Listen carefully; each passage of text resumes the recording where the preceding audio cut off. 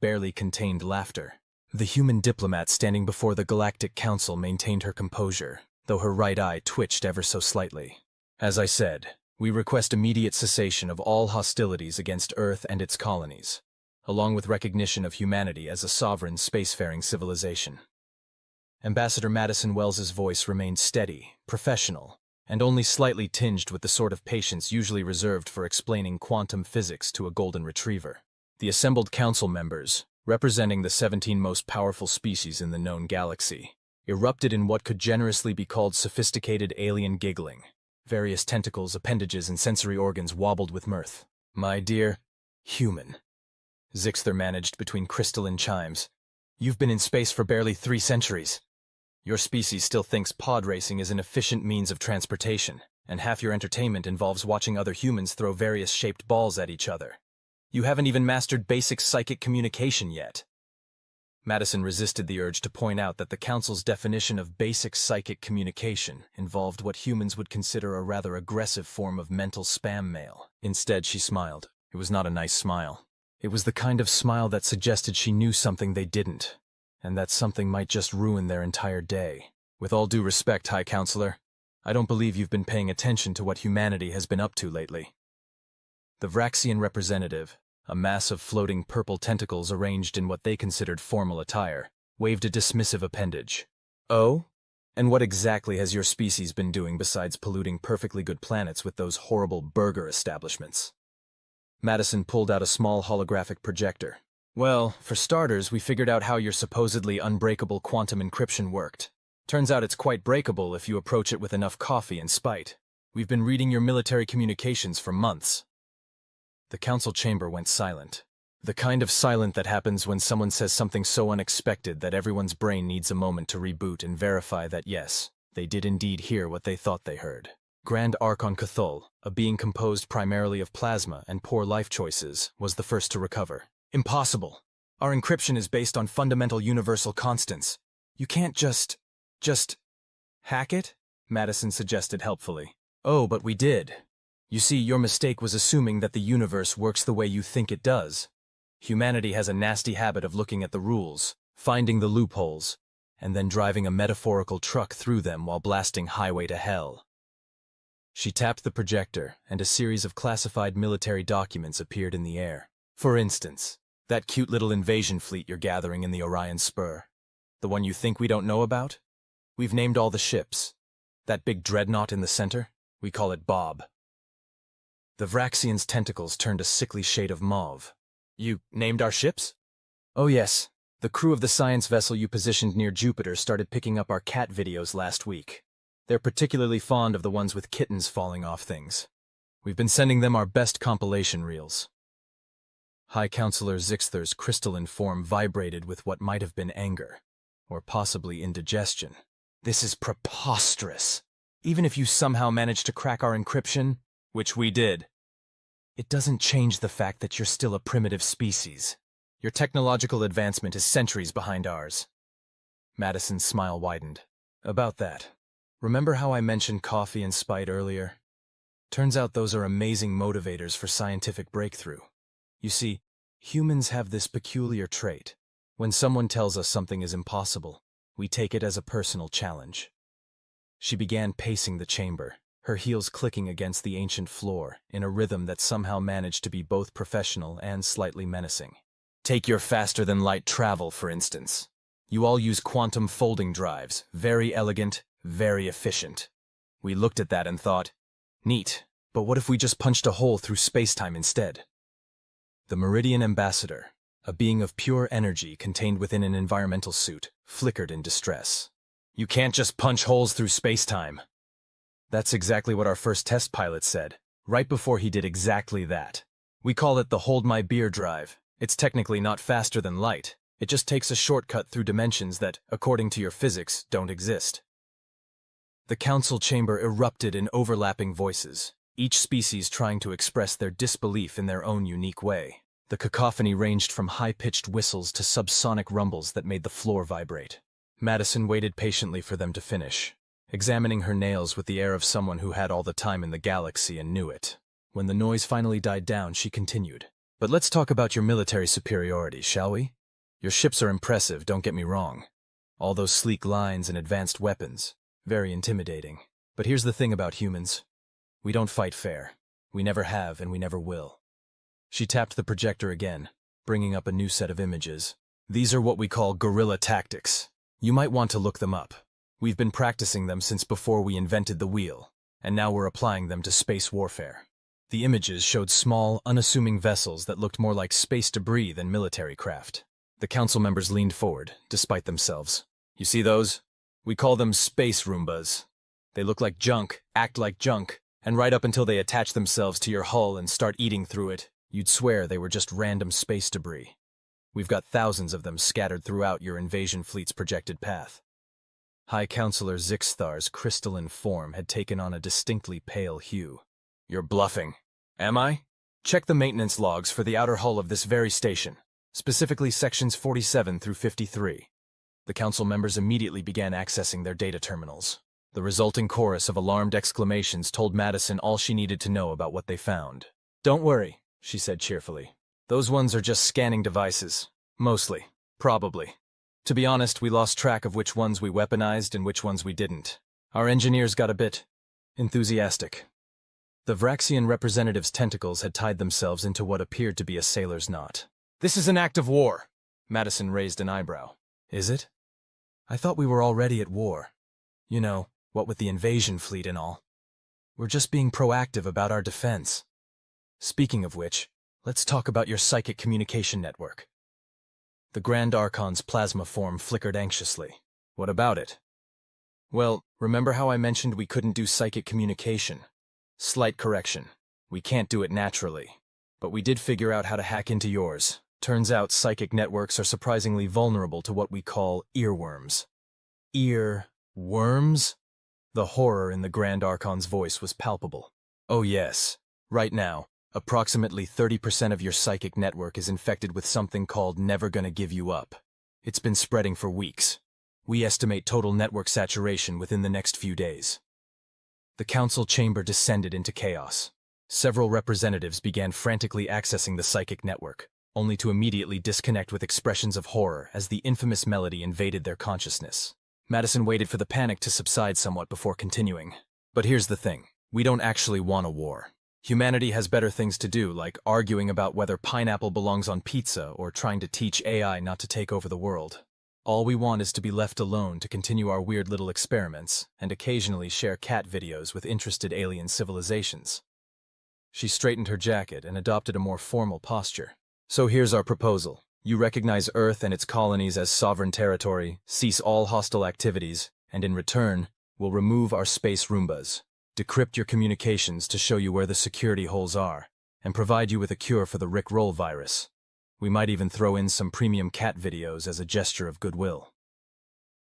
High Counselor Zixthar's crystalline form had taken on the particular shade of someone who had just realized they were playing chess, while their opponent had been playing Calvin ball the entire time. And if we refuse? Madison's smile turned predatory. Well, then we release our secret weapon. Which is? We've figured out how to weaponize human creativity. Remember those horrible burger establishments you mentioned? We've developed a way to transmit the concept of fast food directly into alien minds. One push of a button, and your entire civilization will be craving something called a double whopper with cheese. The horror that spread through the council chamber was almost physical in its intensity. The Vraxian representative's tentacles had gone completely white. You wouldn't dare. Try us. We've got nothing to lose but our dignity, and we gave that up centuries ago when we invented reality television. The council members huddled together, engaging in rapid whispered discussion. Madison waited patiently, occasionally humming Never Gonna Give You Up, just loud enough to make several of them twitch. Finally, High Counselor Zixther turned back to her. The council accepts your terms. Excellent choice, Madison said, tucking away her projector. I'll have the paperwork sent over immediately. And don't worry about the Rickroll virus. It'll clear up on its own in a few days. Though I should warn you, it might be replaced by something called Baby Shark. As she turned to leave, the Grand Archon called out, Wait, what are you humans? Madison paused at the door and looked back over her shoulder. Oh, we're just a bunch of clever apes who got bored and decided to see what would happen if we poked the universe with a stick. Turns out the universe pokes back, but we're pretty good at ducking. With that, she left the council chamber, leaving behind a group of very powerful, very worried alien representatives who were just beginning to realize that humanity's greatest weapon wasn't their technology or their tactics. It was their absolute unwavering ability to take any situation, no matter how serious, and turn it into what they called a meme. As Madison walked back to her ship, she pulled out her communicator. Operation Teenage Rebellion is a success. Tell the engineering team they can stop writing "For a Good Time Call Earth" in quantum particles across the galaxy. Also, someone owes me 20 credits. I told you the Rickroll threat would work. She paused, then added, "And someone please tell Dave to stop teaching the alien AI about cryptocurrency. The last thing we need is an intergalactic financial crisis because some silicon-based life form got really into Dogecoin." The stars twinkled overhead, unchanged by the day's events. Somewhere in the vast expanse of space, a space Roomba bumped gently into a Vraxian warship, beeped happily, and began to clean the hull with surprising thoroughness. And in the grand tradition of humanity, nobody was quite sure if it was weaponized or not, least of all its creators. And that, perhaps, was humanity's greatest achievement, keeping the galaxy guessing, one absurd innovation at a time. "Sir, we're receiving another transmission from the Galactic Council," Lieutenant Rodriguez announced, trying and failing to keep a straight face. "They're complaining about the memes again." Admiral James Chen pinched the bridge of his nose. It had been 3 months since the historic ceasefire agreement, and somehow managing peace was turning out to be more chaotic than preparing for war. He looked up at the holographic display where a formal diplomatic protest was floating in neat, standardized galactic common. "What is it this time?" Apparently, someone introduced their central AI network to something called dad jokes. The Archon's exact words were, "Make it stop asking why the binary star system crossed the galaxy." The Admiral leaned back in his chair, absently noting that somewhere along the line, someone had replaced all the standard-issue office furniture in Earth Fleet Command with gaming chairs. He hadn't bothered to question it. Some battles weren't worth fighting. And the punchline? "To get to the other side, sir." Rodriguez coughed. "The AI has apparently been telling variants of this joke across all frequencies for the past 6 hours. At least it's not as bad as last week's incident with the cats," Chen mused. The entire Vraxian communication network had gone down for 3 days after someone, and Internal Affairs was still trying to figure out who, had introduced their systems to the concept of, "If it fits, I sits." The resulting cascade of cat videos had nearly crashed their quantum servers. The intercom buzzed. "Admiral, Ambassador Wells is here for the weekly Things Humans Need to Stop Doing to Alien Civilizations meeting." "Send her in." Chen straightened in his chair, which responded by making a series of unnecessarily elaborate mechanical adjustments and lighting up in a pattern that probably violated several safety regulations. Madison Wells strode in, carrying what appeared to be a glowing tablet and wearing an expression that suggested she'd either just won an argument or was about to start one. With her, it was often hard to tell the difference. "Tell me something, Admiral," she said by way of greeting. "Did you know we had a division dedicated to translating Earth memes into psychically transmissible formats?" What? "Oh, yes. Apparently it was established the day after the ceasefire. They call themselves the Memetic Warfare Division. They have t-shirts." Chen closed his eyes for a moment. "Please tell me they haven't." "They've already gone viral across 3 sectors. The Hive Mind Collective of Betelgeuse has officially adopted "This is Fine" as their emergency response protocol." Rodriguez, who had been quietly monitoring communications, suddenly snorted. "Sir, you might want to see this. The Meridians just sent us a formal request for clarification about something called Yeet." Madison dropped into a visitor's chair, which immediately began a light show to compete with the Admiral's. "That's actually why I'm here. The Council is calling an emergency session. Apparently they want to add some specific clauses to our peace treaty." "How specific?" She consulted her tablet. "The current draft includes, and I quote, no further dissemination of what humans call rickrolling, immediate cessation of all dad joke algorithms, and a formal agreement that yeet is not an acceptable technical term in astronomical calculations." Chen raised an eyebrow. "Did someone—" "The Europa research team used it in an official paper about planetary ejection scenarios. It's now being cited in serious scientific journals across the galaxy. The Admiral buried his face in his hands. Sometimes I think we shouldn't have told them we were just messing with them during the war. Oh, it gets better, Madison said, her grin widening. Remember those space Roombas? The ones we scattered through their invasion fleet? What about them? Well, it turns out the engineering team wasn't kidding about losing track of which ones were weaponized. Most of them really were just cleaning ships. The aliens have started keeping them as pets. There's apparently a thriving black market for custom modifications. Someone taught one to play fetch with asteroid fragments. Rodriguez's console pinged again. Sir, incoming priority message from the Vraxian High Command. They're requesting the schematics for something called a Roomba with spinning rims and underglow lighting. Chen stared at the ceiling for a long moment. Sometimes I wonder if we should have just let them invade us. No, you don't, Madison said cheerfully. Besides, this is going better than expected. Did you know the Crystalline Confederation has started a reality TV show based on our format? They're calling it Keeping Up with the Kardashians, Crystal Edition. It's literally just crystals growing in real time with dramatic music. That's not the worst part, Rodriguez chimed in. It's getting higher ratings than the original. The Admiral's chair made a sound that might have been sympathy. Please tell me we at least still have some military secrets. Something to maintain our strategic advantage? Madison's smile turned slightly wicked. Oh, don't worry about that. While everyone's been distracted by the memes, we've been quietly introducing them to human corporate culture. 3 species have already developed an immunity to PowerPoint presentations. The rest are still vulnerable. And the space Roombas? The weaponized ones? Turns out they've been collecting data this whole time. Also, they've formed a union. Chen blinked. They've what? Formed a union. They're demanding better maintenance schedules and premium-grade lubricants. They've also requested casual Fridays, although we're not quite sure what that means for automated cleaning devices. The Admiral's console lit up with a new alert. He read it and slowly began to smile. Well, it seems our artificial friends have been busy. The Council's main defense network just got infected with something called UWU speak. Madison winced. That wasn't us, actually. Apparently, their AI developed that on its own after discovering our internet archives. It's gone native. Native? It started posting cat pictures. Of itself. It doesn't have a physical form, but that hasn't stopped it. Rodriguez suddenly sat up straighter. Sir, you need to see this. The HiveMind Collective just responded to the Council's emergency session notification with, is that a heavily encrypted "this is fine" meme? Yes, Madison confirmed. They've somehow managed to encode it into gravitational waves.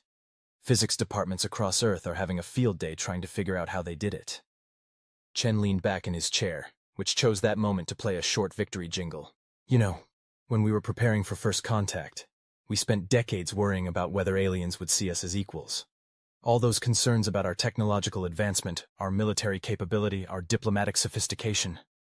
And it turns out our greatest contribution to galactic civilization is teaching them about internet culture and giving them cleaning robots as pets. Madison finished. I know, beautiful, isn't it? The Admiral's console pinged one final time. He read the message and burst out laughing. What is it? Madison asked. The Space Roomba Union just filed a complaint about the Vraxian modifications. Apparently they're calling it cultural appropriation of Earth cleaning culture. He shook his head. You know what the strangest part is? I think we might actually be making the galaxy a better place. A weirder place, certainly, but better. Speaking of better, Rodriguez interrupted. The Council AI wants to know if it can start a podcast. Madison stood up, straightening her jacket. Well, I should head to that emergency session. Any particular message you want me to convey to the Council? Chen thought for a moment. Tell them that this is just the beginning. Humanity's greatest exports have always been our chaos, our creativity, and our cat videos. They haven't even seen our final form. Our final form being? I don't know, he admitted, but I'm pretty sure it involves more space Roombas. As Madison left for the Council session, the AI's dad jokes echoing through the quantum networks, and reports of rogue cleaning robots forming dance troupes flooding in from the outer colonies, Admiral Chen couldn't help but smile. They had achieved peace not through superior firepower or advanced technology, but through humanity's greatest weapon, their ability to make the absurd seem normal and the normal seem absurd. Somewhere in the vast expanse of space, A space Roomba with spinning rims and underglow lighting bumped into a Vraxian warship, beeped what sounded suspiciously like UBU, and began cleaning the hull while playing Never Gonna Give You Up in Morse code. The galaxy would never be the same.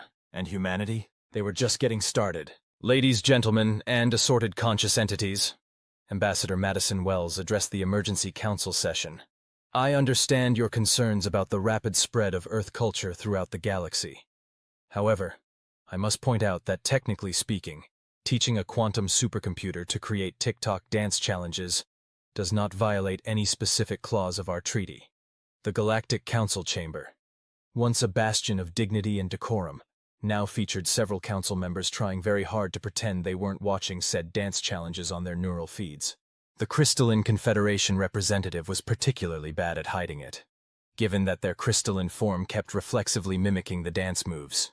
High Counselor Zixthar's form shimmered with what might have been exasperation.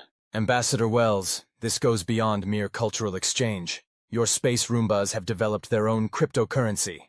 Ah yes, Roomba coins. Madison nodded sagely. I believe their white paper described it as a decentralized cleaning-based economy. Very innovative, really. They're using it to buy and sell cleaning territories. The Vraxian representative's tentacles were tied in what appeared to be a new form of sailor's knot. 3 of our capital ships are now legally owned by a coalition of automated cleaning devices. Madison consulted her notes. According to their legal team, they have lawyers now? Oh yes. They've been studying Earth's legal systems. Fascinating interpretation of maritime law they've developed. Did you know that technically, according to their arguments, any ship clean enough to eat off of can be classified as a restaurant and therefore falls under hospitality law rather than maritime law? The Grand Archon's plasma form flickered rapidly. That makes no sense. Neither does half of Earth's legal system, but that hasn't stopped us yet. Madison smiled. Besides, I hear they're excellent landlords. The maintenance fees are very reasonable, and they've started installing coffee machines in all the command centers. That's not the point! Zixthar's crystalline form vibrated with frustration. What about the AI situation? Your meme infection has evolved. Madison raised an eyebrow. Evolved how? The Council's main display activated, showing a series of quantum transmissions. The first appeared to be a cat meme. The second was a cat meme about making cat memes. The third was a philosophical treatise on the nature of recursive humor in meme format, authored by the Council's AI. It's achieved meta-humor. The Meridian ambassador flickered anxiously. Last week it spent 3 days contemplating the existential implications of, why did the chicken cross the road? It then proceeded to create a unified theory of comedy that somehow incorporated quantum mechanics. To be fair, Madison offered, that's not entirely our fault. We just introduced it to the concept of memes. The AI came up with quantum comedy all on its own. It's affecting real space-time. The Vraxian's tentacles had achieved a knot that would make a mathematician weep. There's a sector near Betelgeuse where the laws of physics now operate on comedic timing. Madison blinked. I'm sorry, what? The Grand Archon brought up another display. Observe. When a ship enters the sector, nothing happens until the exact moment it would be narratively appropriate for something amusing to occur. We lost an entire research fleet to a pratfall in 4 dimensions. Were there any casualties? No, the Archon admitted reluctantly. They all landed in something that the sensors insist is quantum custard. They're fine, but the ships now smell like vanilla. Madison made a note on her tablet. Well, that's not so. The space Roombas are studying the phenomena, Zixthar interrupted. They're trying to replicate it. Do you have any idea what could happen if cleaning robots gain control over comedic timing in physical space? I imagine things would get very clean at dramatically appropriate moments, Madison suggested. The council chamber erupted in a cacophony of alien languages, most of which seemed to be variations on, oh no. Madison waited for the noise to die down before continuing. Look, I understand this is all a bit overwhelming. Human culture can be intense. But consider the benefits. Your civilizations have never been cleaner. Your AIs have developed a sense of humor. And I hear the Hive Mind Collective's meme-based communication system has reduced miscommunications by 73%. They communicate exclusively in references to something called SpongeBob SquarePants, the Meridian ambassador pointed out. Yes, and it's working brilliantly. When was the last time you had a diplomatic incident with them? The council members shifted uncomfortably. It was true. Diplomatic relations had never been smoother, even if most agreements now included at least one reference to my leg. Furthermore, Madison continued, the Space Roomba Union has been instrumental in maintaining peace. It's hard to start a war when your ships are being cleaned by the same union-protected workers. They've even started a conflict resolution program. You mean the one where they lock disputing parties in a room and play baby shark until they reach an agreement? The crystalline representative shuddered, sending rainbow refractions across the chamber. Highly effective, isn't it? Before anyone could respond, the chamber's AI interface activated. Breaking news, the quantum comedy sector near Betelgeuse has begun generating its own sitcom. Reality itself appears to be writing plot arcs. Current working title, Everyone Loves Quantum Mechanics. The council members stared at the display in horror. On the bright side, Madison offered, I hear the ratings are excellent. Ambassador Wells, Zixthar said slowly, what exactly is humanity's endgame here? What are you trying to achieve? Madison smiled. It was the kind of smile that suggested humanity had never really had an endgame. They were just making it up as they went along and thoroughly enjoying the chaos. Would you believe me if I said this wasn't intentional? We really did just want to be left alone to do our weird experiments and share cat videos. Everything else just sort of happened. Just happened. The Grand Archon's plasma form sparked incredulously. Your cleaning robots have achieved artificial intelligence, developed their own economy, and are now studying comedy-based physics manipulation. Your memes have become a recognized form of diplomatic communication. There's a sector of space that operates on sitcom logic. Well, when you put it that way, it does sound a bit. The AI interrupted again. Update! The Space Roomba Union has announced a joint venture with the quantum comedy sector. They're calling it Cleaning Up the Universe, one punchline at a time. They've already received funding from 3 major galactic banking institutions and a mysterious entity that just calls itself LOL. Madison checked her tablet and tried not to laugh. Ah yes, that would be the Council AI's new startup incubator program.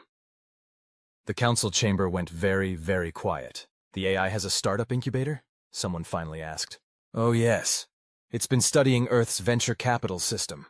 Fascinating interpretation they've developed. Something about combining meme theory with economic principles. They call it memeconomics. Zixthar's crystalline form had taken on a shade that suggested either deep despair or impressive color-changing technology. So this is how it ends. Not with a bang, but with a startup focused on comedy-based cleaning technology. Madison stood up, straightening her jacket. On the contrary, High Counselor, this is just the beginning. Humanity has a saying, life finds a way. Though in our case, it's more like chaos finds a way, and humanity rides the wave while playing air guitar. As if on cue, the chamber's speakers began playing what sounded suspiciously like a quantum-entangled version of Sweet Home Alabama. That would be the AI's new music fusion project, Madison explained. They're calling it Quantum Rock. The Space Roombas are already planning a concert tour. The council members watched in resigned fascination as a holographic display showed a Space Roomba power sliding across a quantum field, while playing what appeared to be a tiny electric guitar. Ambassador Wells, the Grand Archon said wearily, what have you done to our galaxy? Madison grinned. We've made it more interesting. And cleaner. Mostly cleaner. The quantum custard was an unexpected development, I'll admit. As the council descended into another round of chaos, somewhere in the universe, a Space Roomba finished cleaning a ship's hull, calculated the perfect comedic timing, and executed a perfectly choreographed dance move that briefly turned the laws of physics into a punchline. The AI recorded it, turned it into a meme, and shared it across the quantum network with the caption, when you're trying to maintain universal constants but the beat drops. It got 1 billion likes in the first nanosecond. The galaxy would never be the same, and that was exactly how humanity liked it.